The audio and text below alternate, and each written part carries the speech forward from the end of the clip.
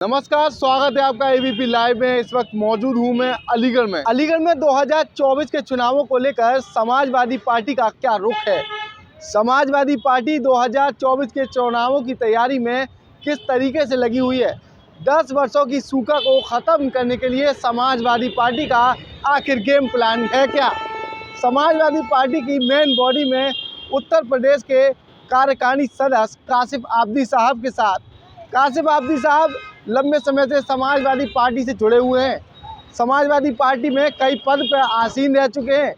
सरकार की बात कही जाए तो लंबे समय से सरकार को राजनीति में किस तरीके के बदलाव देखने को मिल रहे हैं, साथ ही 2024 के चुनावों में जयंत के भाजपा में जाने के बाद समाजवादी पार्टी किस तरीके से अकेली रह जाएगी। लंबे समय से जीत नहीं पाई समाजवादी पार्टी, क्या वो वजह है? इन सारी बातों को जानने के लिए सीधे जुड़ते हैं काशिफ आबदी साहब से, उनसे जानेंगे आखिर क्या है मास्टर स्ट्रोक। क्या कहना चाहेंगे? स्वागत है आपका एबीपी लाइव में। बहुत बहुत धन्यवाद आपका।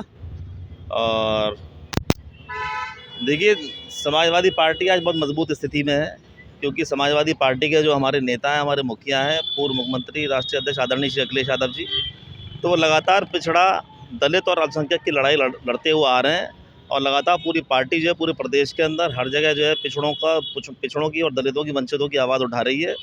और जिस तरीके से आजकल का जो माहौल है, जिस तरीके से किसान जो आंदोलित है, यानी कि आंदोलन करने में मजबूर है, पिछले काफ़ी समय से समाजवादी पार्टी ने किसानों के प्रति अपनी हमदर्दी क्या नाम दिखाई है उन्होंने, और इनके साथ साथ हमेशा शाना बशाना खड़े हुए हैं, चाहे कोई सा आंदोलन हो। किसानों की ये नाराज़गी देखिए, अब जयंत जी राष्ट्रीय लोकदल के जो मुखिया हैं, जयंत चौधरी के लोगों का एक अंदाज़ा है कि वो पार्टी छोड़ के, गठबंधन छोड़ के एनडीए की तरफ मूव कर गए हैं वो।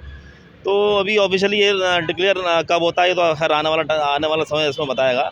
लेकिन जयंत जी अगर जा रहे हैं गठबंधन को छोड़कर, तो जिन चौधरी चरण सिंह जी जो हमारे जिन्होंने जो भारत रत्न की प्राप्ति जिसने करी है, जो इस लायक थे, जिसको समाजवादी पार्टी के हमारे मुखिया आदरणीय श्री अखिलेश यादव जी लगातार ये मांग कर रहे थे, ये डिमांड कर रहे थे कि चौधरी चरण सिंह जी को भारत रत्न मिलना चाहिए।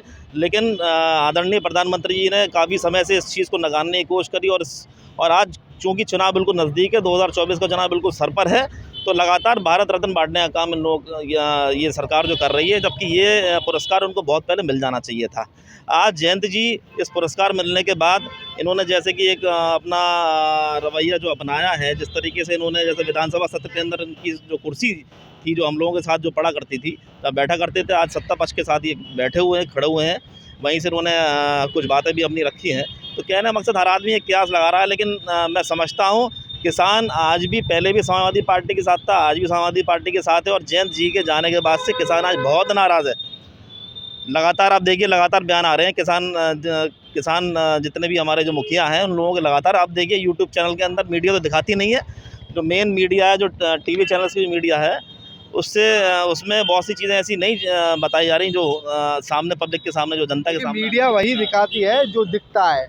सबसे मेन बात यह है, 2024 के चुनावों में जयंत जी के साथ क्या गठबंधन हुआ या फिर नहीं हुआ, ये सारी बातें तो भाजपा को पता होगी और जयंत जी को पता होगी। लेकिन अगर जयंत जी की जाने की बात कही जाए, अगर वो चले गई तो समाजवादी पार्टी के अकेले चुनाव जीत पाएगी। पश्चिम उत्तर प्रदेश की अगर बात कही जाए तो आरएलडी का कद बहुत बड़ा है, आरएलडी समाजवादी पार्टी से ज़्यादा दमदार नजर आती है पश्चिम उत्तर प्रदेश में। क्या अकेले चुनाव जीत पाएगी सपा? देखिए, समाजवादी पार्टी बहुत मजबूत है, पहले बहुत मजबूत थी, और किसानों की लड़ाइयों के अंदर समाजवादी पार्टी ने हमेशा जो है वो आगे बढ़ चढ़ कर हिस्सेदारी करने की कोशिश करी है। और दिल्ली के अंदर जो आंदोलन हुआ था, समाजवादी पार्टी के लोग, समाजवादी पार्टी के कार्यकर्ता वहाँ भी बहुत सक्रिय रहे हैं। और लगातार 1.5 साल के अंदर आप ये देखिए, किसानों की जो आवाज़ 1.5 साल तक, यानी कि 650-700 किसानों की हत्या वहाँ पर हो गई, किसानों की मौत हो गई, उसके बावजूद भी सरकार ने उनकी आवाज़ को दबाने की कोशिश करी। वो कानून जो आखिर वो कानून जो वापस हुए, तो वो कानून कैसे वापस हुआ, आप बताइए। बताइए, 10 वर्षों से समाजवादी पार्टी अलीगढ़ में चुनाव नहीं जीत पाई है, क्या वो कमियां रहीं? क्या उन कमियों को 2024 के चुनावों में सपा जो है सुधार पाएगी, या फिर सपा जो है किस तरीके की तैयारियां हैं 2024 के चुनावों की? देखिए, समाजवादी पार्टी का पिछड़ा दलित अल्पसंख्यक सम्मेलन, बाकायदा पीडीए पंचायतें राष्ट्रीय अध्यक्ष अखिलेश यादव जी के नेतृत्व में, इनके आदेश पर हर विधानसभा के अंदर करी आ रही है, हर सेक्टर पे करी आ रही है, हर जोन पे करी आ रही है। भारी तादाद में लोगों के जुड़ने का काम हो रहा है। और जहाँ तक मैं समझता हूँ, जो पिछड़ी जो जातियाँ हैं, जो दलित जातियाँ हैं, बहुत बढ़ चढ़ कर क्या ना समाजवादी पार्टी का हिस्सा बन रही है। और इसके अंदर अपने आपको ये समझ रही है कि हमारे जो मुद्दे हैं, तो जैसे जिस तरीके से अखिलेश जी ने जाति जनगणना की बात लगातार उठाते हुए आ रहे हैं विधानसभा के अंदर, और जाति जनगणना का मुद्दा जो है वो खाली अकेले एक पार्टी का मुद्दा नहीं है, वो पूरे एक देश का मुद्दा है। और पिछड़ों का मुद्दा है, दलितों का मुद्दा है, अल्पसंख्यकों का मुद्दा है। ये क्यों नहीं करवा रहे, आप बताइए। जाति जनगणना इन लोगों को करवानी चाहिए, सरकार को करवानी चाहिए, लेकिन नहीं करवा रहे। इसके पीछे सिर्फ से सीधा उद्देश्य ये है कि असली जो आंकड़ा है वो पब्लिक के सामने आ जाएगा। ये बताइए, ओपी राजभर रहे, आपके सहयोगी रहे, वो भी मना करते थे कि अब मैं जो गठबंधन को छोड़कर नहीं जाऊंगा, समाजवादी पार्टी के मुखिया के साथ रहूंगा, लेकिन वो भी आपका साथ छोड़ गए। अब आरएलडी की बारी है। क्या वो गलतियां हैं जो अखिलेश यादव सुधार नहीं पा रहे हैं? देखिए, गलतियां कुछ नहीं है। जो केंद्र के अंदर जो सरकार में बैठी हुई हैं, उनके पास जो सीबीआई और जो ईडी है, ये किस तरीके का प्रेशर ये लोग डाल रहे हैं, ये चीज़ किसी से छुपी नहीं है। लगातार जो किसानों का मुद्दा उठाने की कोशिश करता है, गरीबों की, वंचितों की आवाज़ को उठाने की कोशिश करता है, ये उस आवाज़ को दबाने का काम करते हैं, उस आवाज़ को कुचलने का काम करते हैं, उस आवाज़ को जेल के अंदर भेजने का काम करते हैं। ये सिर्फ और सिर्फ प्रेशर है जो लगातार जितनी भी क्षेत्रीय पार्टी हैं, ये बीजेपी सिर्फ ये चाहती है कि जितनी क्षेत्रीय पार्टी, जितनी भी स्टेट की हैं, उन क्षेत्रीय पार्टियों को चुनाव के अंदर ख़त्म कर दिया जाए। क्योंकि समाजवादी पार्टी आज की डेट में सिर्फ एक पार्टी ऐसी है जो बीजेपी का सीधा लोहा ले रही है। ये बताइए, जफर साहब के बाद जो है समाजवादी पार्टी अलीगढ़ में कोई जीत नहीं हासिल कर पाई।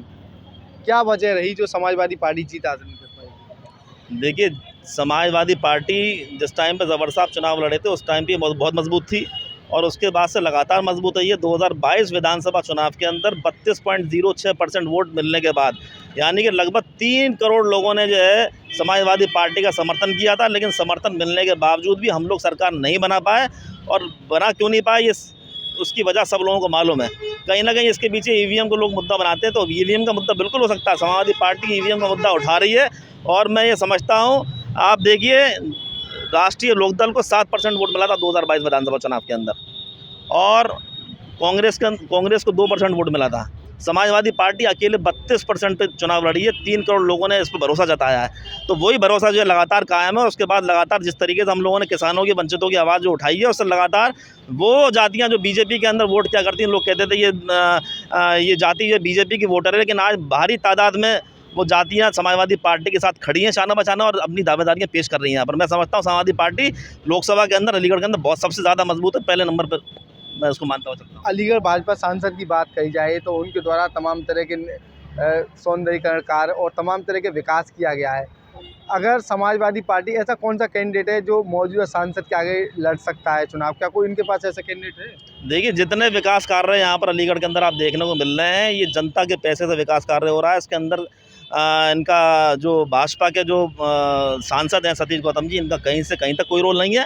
और अभी हाल ही में ये लगातार जिस तरीके के इनके बयान और वीडियो जो आते हैं, ये सिर्फ अलीगढ़ मुस्लिम यूनिवर्सिटी पर निर्भर हैं। सतीश गौतम जी सीधा पिछला जो इनका टिकट जो मिला था, वो जिन्ना के नाम पे इनको टिकट मिला था।